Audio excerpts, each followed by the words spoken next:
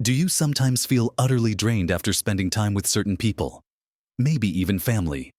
Like you've given away a piece of your energy, and you're left feeling heavy or discouraged.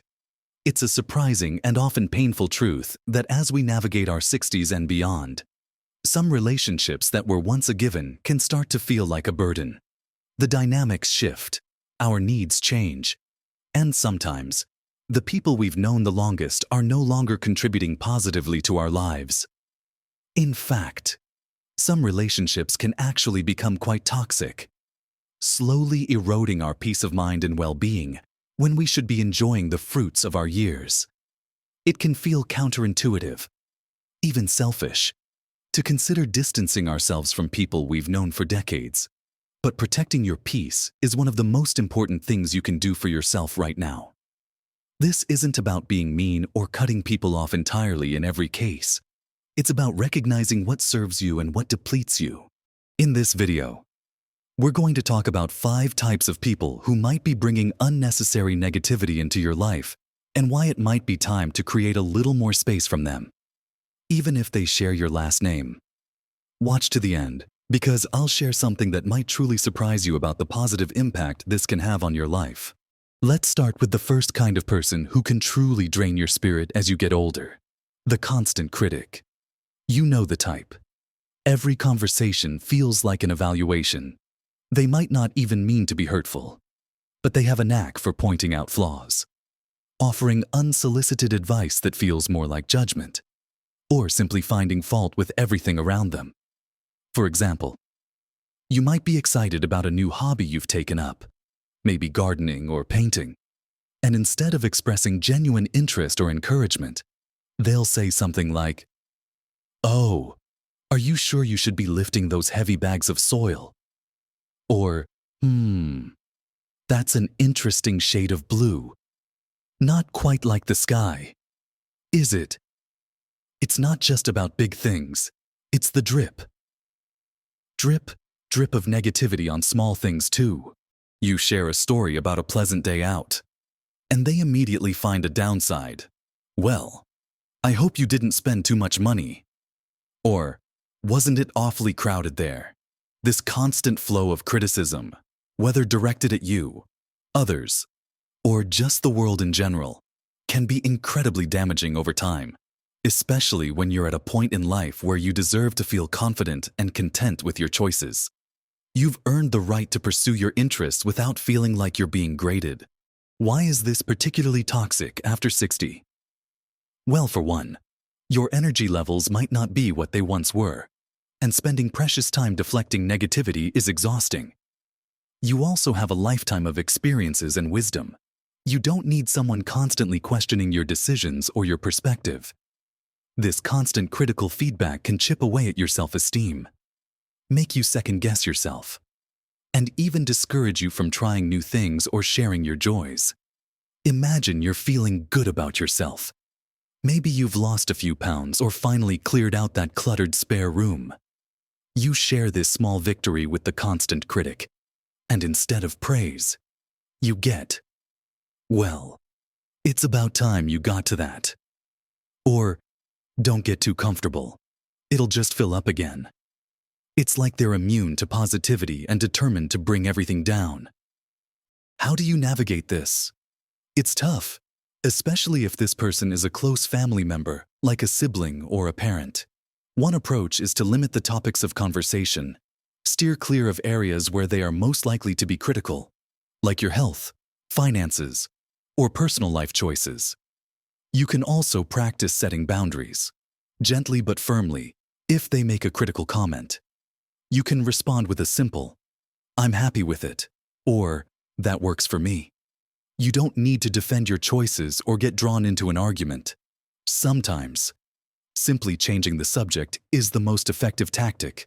If they say, "Your garden looks a bit messy," you can respond, "Yes. Well, did you see that interesting documentary last night?" Another strategy is to limit the duration of your interactions. Instead of a long afternoon visit, perhaps make it a shorter coffee meeting. Or, if it's phone calls, keep them brief. You don't have to cut them off entirely. but you have the right to control how much exposure you have to their negativity. Remember, your home and your time are your sanctuary, and you get to decide who and what you allow to occupy that space. Protecting your peace from constant criticism is not about being selfish. It's about self-preservation and maintaining a positive outlook on the life you're building. Another type of toxic person to be mindful of is the energy vampire or the chronic complainer. These are the people who never seem to have anything positive to say. Every conversation is a litany of problems, complaints about their health, the weather, the government, their neighbors, everything. They suck the air out of the room and leave you feeling depleted. They aren't looking for solutions. They're looking for an audience for their misery. You might try to offer helpful suggestions, but they'll always have a reason why it won't work. Oh, you think I should try walking? My knees are too bad. You suggest I talk to my doctor. He never listens. It's a closed loop of negativity. And your attempts to inject optimism or solutions are met with resistance. Think about a phone call with someone like this. You answer, perhaps feeling cheerful, and within minutes, you're drawn into their world of woe. They talk at length about their aches and pains, their difficult day, the unfairness of it all. By the time you hang up, your own mood has significantly darkened. You might feel guilty for not being able to fix things, or simply exhausted by the sheer weight of their negativity. This kind of interaction is particularly draining as you get older because your own reserves of energy and emotional resilience might not be as high as they once were. You have your own challenges to navigate, and taking on the burden of someone else's perpetual negativity is an unnecessary drain. Recognizing this pattern is the first step. Then, you need to decide how to protect your energy.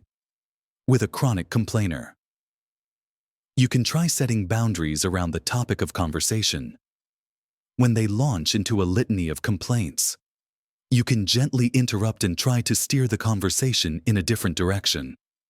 Oh dear, that sounds difficult. On a brighter note, did you see? Or, I'm sorry to hear that. Have you heard about? If they insist on returning to the complaints, you might have to limit the length of the interaction. Oh, I'm so sorry to hear all that. I wish I could chat longer, but I have to go and insert plausible reason. It might feel a little abrupt at first, but it's about training them and protecting yourself. Another strategy is to consciously distance yourself emotionally during the conversation. Listen, but don't become overly invested in their drama. Remember that you are not responsible for their happiness or for solving their problems. You can offer a listening ear, but you don't have to become their emotional dumping ground. If they are family, it can be harder to limit contact entirely, but you can certainly reduce the frequency and duration of interactions. Perhaps instead of weekly visits, it becomes monthly. Instead of long phone calls, shorter check-ins. It's about creating healthy boundaries that protect your own peace and energy levels. You've reached a point in life where your time and energy are precious resources, and you have every right to decide how you spend them and who you spend them with. Saying no to draining interactions isn't being unkind. It's being wise about where you invest your emotional energy. Continuing our look at the types of people who can bring unwanted stress into your life after 60, let's talk about the controller or the manipulator. These individuals have a need to dictate what others do, how they feel, or how they should live their lives. They might use guilt trips, subtle threats, or emotional blackmail to get their way. This can be particularly insidious if the person is a parent, sibling, or even an adult child. For example, a parent might try to control how you spend your retirement savings, insisting you make certain investments or decisions they approve of. An adult child might make you feel guilty for not being available to babysit whenever they need, even if you have other plans or need your own time. A sibling might try to orchestrate family gatherings or decisions in a way that suits them, disregarding everyone else's needs or preferences. The tactics can be subtle. They might say things like, "If you really cared about me, you would." Or, I don't know what I'd do without you doing this for me. Or, you should really listen to me. I know what's best. They might use your love and sense of obligation against you. When you're over 60, you might feel a stronger sense of family duty. Or perhaps you're more vulnerable due to health or financial concerns, making you an easier target for manipulation. You've spent years being responsible, raising families, and building a life. You deserve to make your own choices about how you live now without constant interference or pressure. Recognizing manipulative behavior is key. It often leaves you feeling resentful, guilty, or as though you're constantly compromising your own needs and desires. To deal with a controller, establishing clear and firm boundaries is essential. Though often difficult, you need to be prepared to say no, even if it causes discomfort or disapproval. You don't need to over-explain or apologize profusely. A simple, "That doesn't work for me," or "I've already made plans," or "I've decided to handle it this way," is sufficient. If they try to guilt trip you, you can respond calmly. "I understand you're disappointed, but this is what I need to do." Or, "I'm sorry you feel that way, but I can't do that." It's about asserting your autonomy without getting drawn into their emotional drama. Sometimes, the manipulation is financial. A family member might constantly ask for money, creating a cycle of dependency that becomes a huge burden. Setting boundaries around finances is crucial. It's okay to say you can't help or to set limits on the amount or frequency. You are not an endless ATM, and your financial security in retirement is paramount. Dealing with controllers requires strength and consistency. They may push back, test your boundaries, and make you feel uncomfortable. But standing firm protects your right to make your own decisions and live your life according to your own values and needs. It might mean difficult conversations, but your peace of mind is worth it. You've earned the right to be in control of your own life after all these years. Consider another type, the drama magnet or the crisis creator. This person thrives on chaos and constantly has a situation unfolding in their life, often involving conflict with others or self-inflicted problems. They pull you into their drama, seeking sympathy, validation, or assistance with issues they seem unwilling or unable to resolve themselves. This isn't just someone occasionally having a bad time. It's a perpetual state of crisis that they seem to cultivate. Examples might include a family member who is constantly embroiled in arguments with friends or neighbors, has ongoing financial disasters due to poor choices, or whose personal relationships are a never-ending soap opera.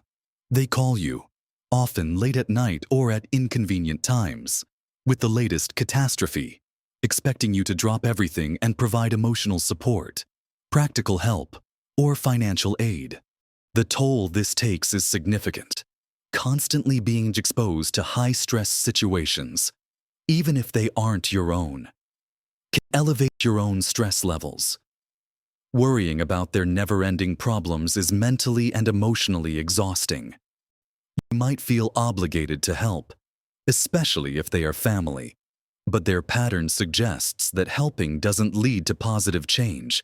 It just fuels the next crisis. As you get older, chronic stress has a more pronounced negative impact on your health, both physical and mental.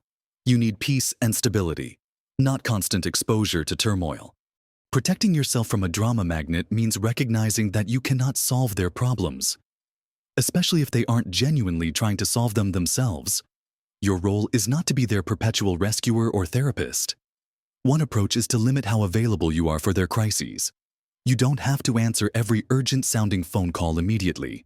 You can let it go to voicemail and call back when you are available and emotionally prepared. Or even decide not to call back if it's a continuation of the same old drama. When you do talk, listen with sympathy, but resist the urge to jump in and fix things or offer extensive advice. Keep your responses concise and avoid getting pulled into the intricate details of the drama.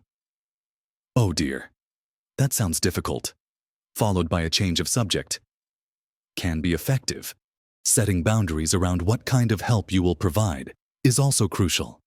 If their crises often involve financial trouble stemming from irresponsible spending, you can firmly state that you are not in a position to provide financial assistance. If it's relationship drama, you can express sympathy but decline to take sides or get involved in mediating. It's about recognizing the pattern and refusing to play a role in their ongoing script. It might feel difficult to step back, especially if you care about the person. But enabling their behavior by constantly bailing them out or providing a stage for their drama is not truly helping them, and it's definitely harming you. Prioritizing your own peace means not allowing yourself to be constantly pulled into someone else's manufactured chaos. Finally, let's discuss the martyr or the professional victim. This is the person who believes the world is unfairly stacked against them and takes no responsibility for their own circumstances. Everything bad that happens to them is someone else's fault.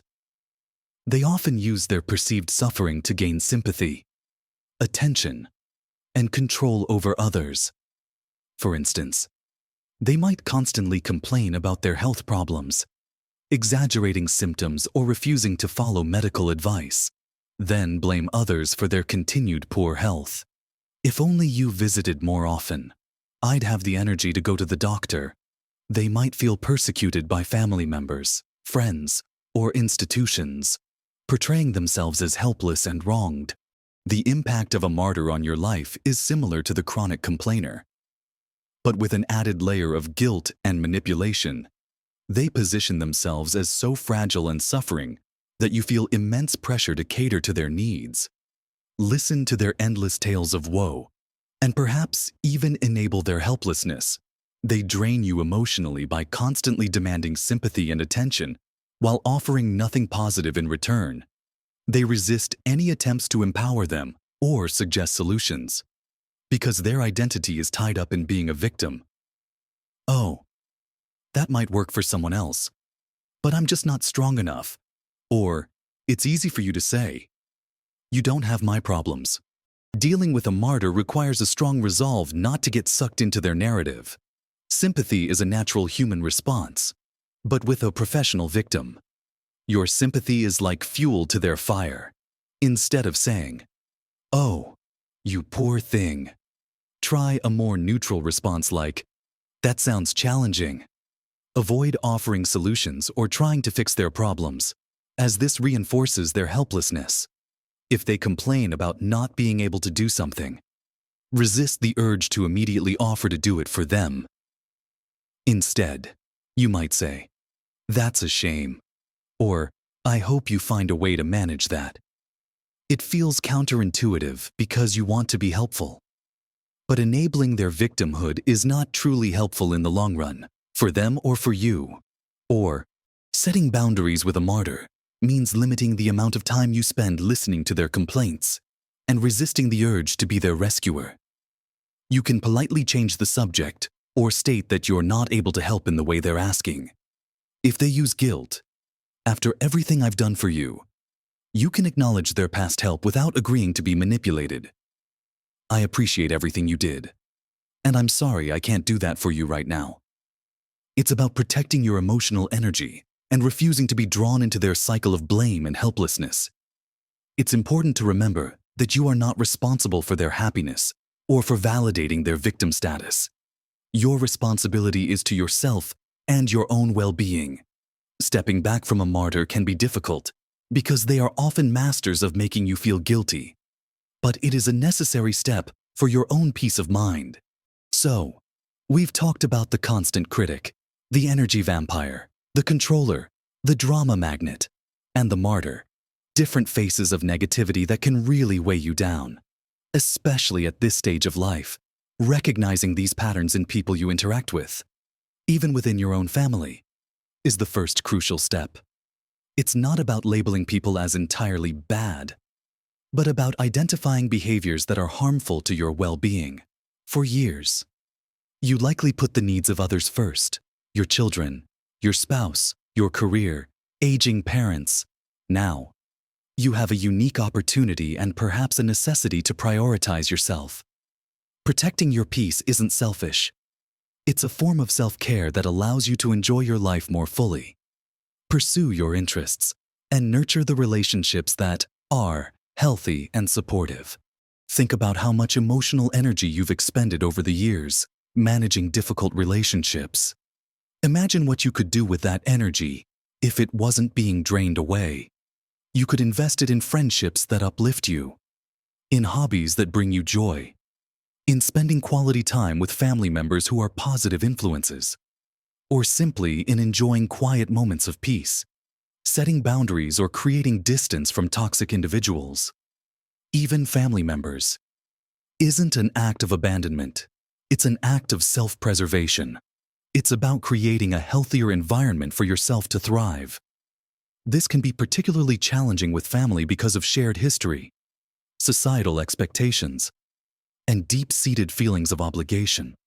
But your obligation to your own health and happiness in your later years is profound. It's important to remember that you don't necessarily have to cut people off entirely. Although, in some severe cases, that may be the healthiest option. Often, it's about adjusting the nature and frequency of your interactions. It's about changing the dance. When they try to lead you into negativity, you gently step aside. When they try to manipulate, you calmly assert your boundaries. When they try to drain your energy, you shorten the interaction. These adjustments can be subtle, but they are powerful in reclaiming your own space and energy. It might feel uncomfortable at first, and the other person might react negatively. They may accuse you of changing, of being uncaring, or of not being the person they expected you to be. Be prepared for that possibility, and hold firm in the knowledge that you are doing what is necessary for your well-being. You are not responsible for their reaction to your healthy boundaries. Taking steps to distance yourself from toxic dynamics can feel like shedding a heavy coat you didn't realize you were still wearing.